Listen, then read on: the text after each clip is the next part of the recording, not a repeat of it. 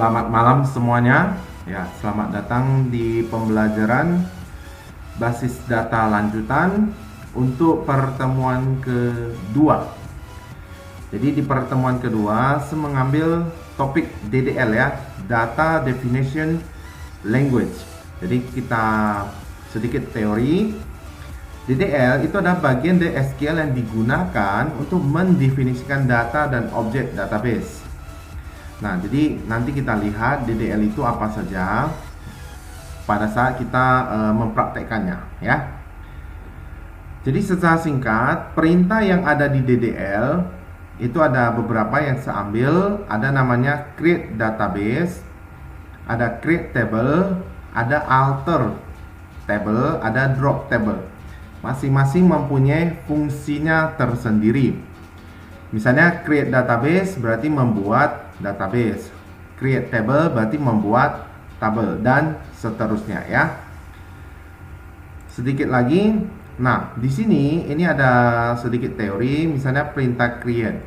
Nah, perintah create ini nanti untuk apa? Waktu di prakteknya nanti kita akan pendalamannya ya. Jadi mahasiswa sekalian boleh membacanya ya. Secara inti create itu ya untuk membuat, kalau tidak database ya tabel ya. Jadi kalau create database buat database, create table buat tabel ya. Seperti ini contohnya. Ini ada semacam baris perintahnya lah ya. Kemudian nm tabel itu adalah nama dari tabel ya. Ini di rumusnya kan ada seperti ini. nm field 2 itu juga adalah nama dari field di sini ya. Field itu apa? Field itu adalah seperti kolom ya. Field dan record, serasa di basis data yang dasar sudah dijelaskan ya, field dan record itu apa. Kemudian untuk constraint ini ada macam-macam di dalam SQL Server. Nanti boleh dibaca oleh mahasiswa. Di sini saya sudah membuat semacam penjelasan. Yang mungkin perlu dipahami yang pertama adalah not null, primary key, dan foreign key. Serasa di basis data dasar juga sudah dijelaskan ya. Jadi kita langsung saja ke prakteknya. Jadi silakan buka SQL Servernya. Di sini saya menggunakan yang tahun 2008. Kalau mahasiswa menggunakan di atas itu ya tidak menjadi masalah ya. Oke, seperti ini punya saya. Oke. Nah, setelah itu kita klik connect. Biarkan dia jalan sampai masuk ke dalam database ya. Ke dalam SQL Server. Seperti ini tampilannya. Kemudian langkah berikutnya adalah kita akan membuat database dengan nama toko. Saya membuat dua cara. Jadi yang pertama adalah seperti ini ya. Kalau kita lihat ini kan tampilannya. Di sini ada desktop ya, ini adalah nama PC atau komputer atau laptop kita. Nah, secara umum semuanya sama lah ya, serasa itu bawaan. Jadi di database ini kita klik kanan new database. Klik kanan new database ya. Jadi silakan diklik new database-nya. Kalau sudah, tunggu sebentar ya. Nah, ini sudah muncul. Nah, tinggal diketik saja nama database-nya, klik toko, kemudian klik OK ya. Nah, kebetulan karena punya saya sudah ada, maka saya tidak usah membuatnya lagi. Kamu tinggal klik OK saja ya. Nah, kalau sudah, maka nanti kita ke berikutnya. Kita akan membuat tabel barang ya. Tabel barang ini namanya adalah barang. Jadi, pada saat database ini sudah dibentuk, kita klik turun. Cari di sebelah sini ada yang namanya table atau tabel. Kemudian kita lihat di sini kita klik new table. Klik new table ya. New table. Sebentar, tunggu muncul.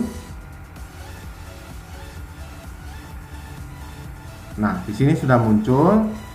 Nah, mahasiswa sekalian silakan memasukkan nama field dan tipe datanya seperti berikut ya.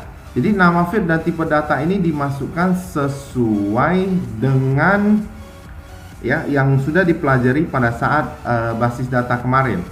Ya, nama fieldnya segini, tipe datanya seperti ini. Saya berikan contoh, misalnya nama fieldnya adalah ID barang. ID barang, data tipenya adalah misalnya di sini varchar, kita cari aja varchar atau ketik aja pun boleh varchar. Nah, varchar 50. Kalau nanti mahasiswa sekalian tidak mempunyai varchar, mau pakai char saja juga boleh, tidak masalah ya. Ini varchar 50.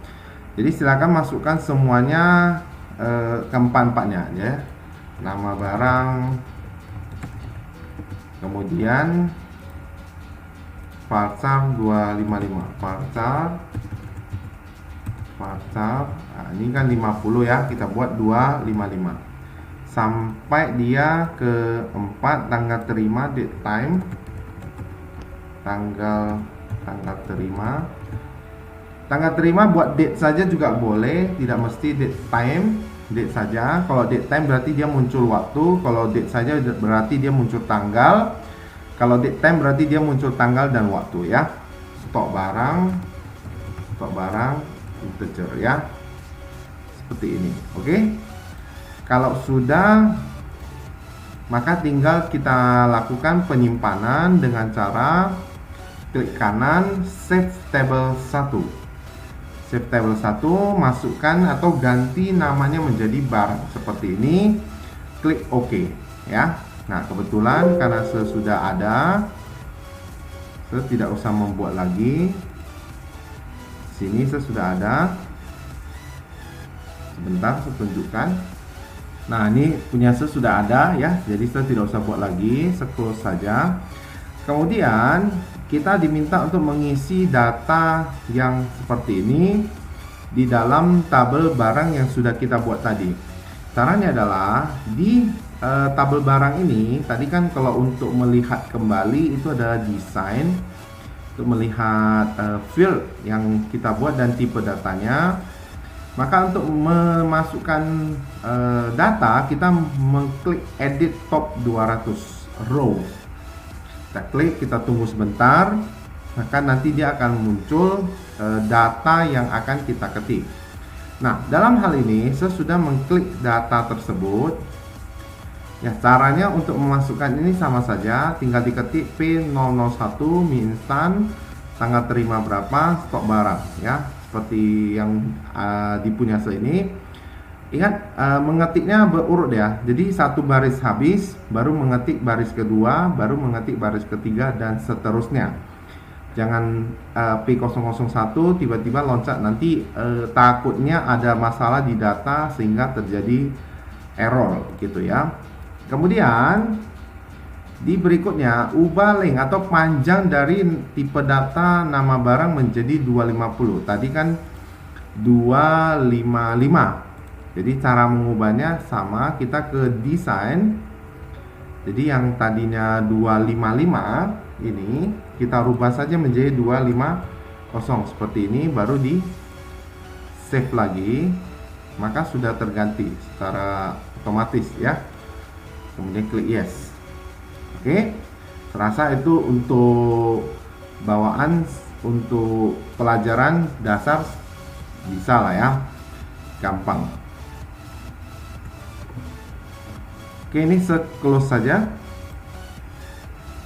Nah, kemudian kita mau menambahkan satu field baru, yaitu nama sales. Nama sales di sini berarti sama, kita tambahkan lagi dia di desain. Kemudian kita lihat dulu nama sales teks ya. Di bawah sini kita tambahkan nama sales, ini teks seperti ini. Kemudian kita save seperti tadi, baru kita close, baru kita edit top 200, baru silakan masukkan nama salesnya ya, Arif Bayu. Ini di sini Arif ya, di bawahnya Bayu, kemudian di bawahnya Charlie, Dodi, Charlie, Dodi, Enda, pakai enter langsung ke bawah juga bisa ya. Florencia Gaby, Florencia Gaby seperti ini ya. Oke. Nah, kemudian ini di close saja ya. Baru kita perhatikan lagi untuk berikutnya ya. Untuk cara yang pertama tadi sudah sampai di sana, di sini habis. Maka sekarang kita masuk ke cara kedua. Cara kedua, kita menggunakan perintah create. Jadi perintah create seperti yang di atas. Yang tadi adalah awal. Cara pertama, kita pakai manual seperti waktu belajar basis data dulu ya. Kemudian untuk cara kedua, kita menggunakan perintah create. Nah, untuk membuat perintah create ini menggunakan coding atau bahasa pemrograman, silakan kita masuk ke yang paling atas, yang nama server, kita pilih new query. Jadi ini kita boleh tutup seperti ini. Di sini kita pilih new query ya, di desktop ini punya new query. Nanti dia akan muncul kolom kosong untuk kita ketikkan codingnya. Coding yang diketikkan adalah create database toko 2. Kenapa pilih toko 2? Karena tadi kan kita sudah menggunakan database namanya adalah toko ya. Jadi create database toko 2. Oke. Nah, setelah itu mana ya, kita lihat. Setelah itu kita coba jalankan dengan cara ini, mau diblok tidak masalah, mau dijalankan langsung juga tidak masalah. Kalau diblok berarti baris ini yang dijalankan, kalau tidak diblok berarti semuanya. Nanti mana tahu ada perintah lain sekaligus dijalankan. Saya menyarankan diblok saja seperti ini. Kemudian kita execute ya. Di sini execute, kita jalankan. Kalau dia ada muncul perintah sebentar lagi di execute, sukses lah gitu ya. Nah, di sini ada tulisan successfully, maka coding yang kita jalankan tadi itu sudah berhasil. Tetapi di sini kita belum melihat toko 2. Jadi di sini ada mengajarkan kita merefresh tampilannya supaya muncul. Jadi di sini kita klik kanan, atau di sini juga boleh sama refresh ya, di refresh. Kemudian kita tengok kembali database-nya. Bentar, lagi terbuka. Nah, di sini sudah muncul toko 2. Tadi kan toko kita menggunakan manual klik kanan ya. Kalau toko 2 kita pakai coding ya. Next, kita ada perintah seperti ini. Silakan mahasiswa ketikkan seperti yang punya ya, berikut ini. Baik, ini punya sudah seketikan semuanya. Jadi saya akan menjelaskan sedikit demi sedikit ya. Mulai dari ini dulu tadi, create database toko 2, serasa kamu sudah paham. Use toko 2 go, ini biasa satu paket, ini saya pisah dulu. Ini saya pisah. Use toko 2 baru go, ini biasa satu paket. Ini untuk memindahkan database yang akan kita gunakan. Cara untuk melihatnya adalah, pertama kamu perhatikan di sebelah sini, ini kan ada tulisan master, berarti dia ada di database namanya master bawaan. Ketika use toko 2 go kita jalankan, maka sebentar, di sebelah sini dia akan berpindah ke toko 2. Bisa nggak secara manual seperti ini? Bisa saja. Tapi karena ini kita belajar coding, pemrograman, serasa lebih bagus kita terbiasa lah ya untuk mengetikkan coding-coding seperti ini ya. Use toko 2 go. Berarti sekarang database yang aktif adalah toko 2. Jadi apapun yang kita ketikkan nanti akan berpengaruh di dalam database toko 2 ya, cukup jelas. Nah, di dalam database toko 2 kita kan belum membuat tabel. Di slide yang saya berikan ini ada namanya tabel barang 2. Sebenarnya kalau mau bikin barang 2 saja seperti ini juga enggak masalah ya. Atau barang saja juga tidak masalah karena database-nya sebenarnya sudah berbeda. Tapi karena kita pakai 2 semua dari tadi, kita buat aja create table barang 2. Kalau kamu mau mengikuti slide tabel garis bawah itu juga sebenarnya tidak masalah karena ini hanya nama dari tabel. Oke. Di diketik seperti ini namanya adalah ID barang, berarti fieldnya, nama barang field, tanggal terima field, stok barang field, falsa tipe data segala macam, not null berarti tidak boleh kosong, harus berisi, stok barang boleh kosong, defaultnya adalah nol ya, jadi nggak boleh minus. Ini maksud dari perintah ini. Constraint PK barang primary key, ini membuat ID barang menjadi primary key. Kalau di dalam manual kan kita tidak usah buat, dia otomatis yang paling atas yang primary key. Kalau di dalam coding kita harus buat ya.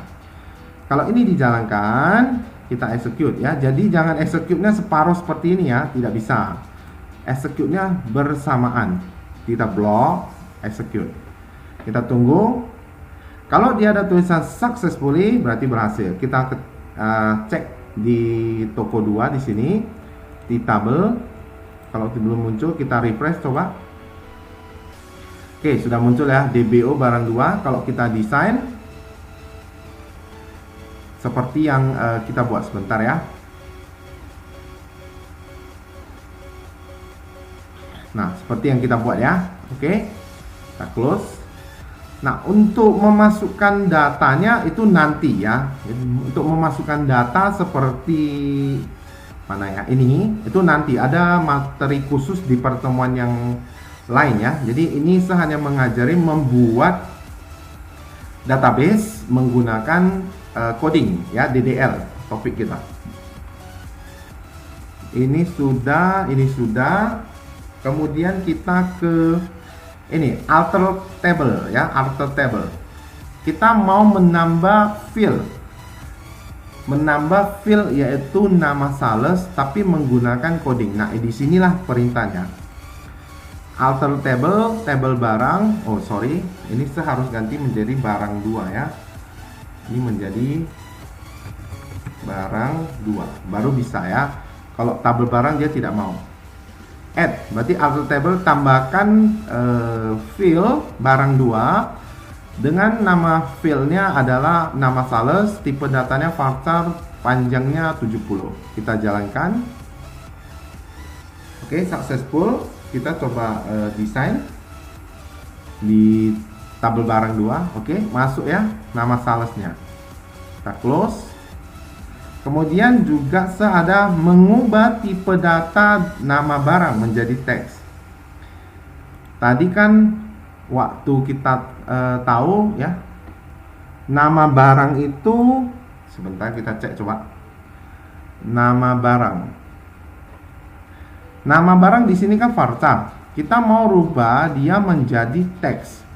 Ini seganti kembali barang 2.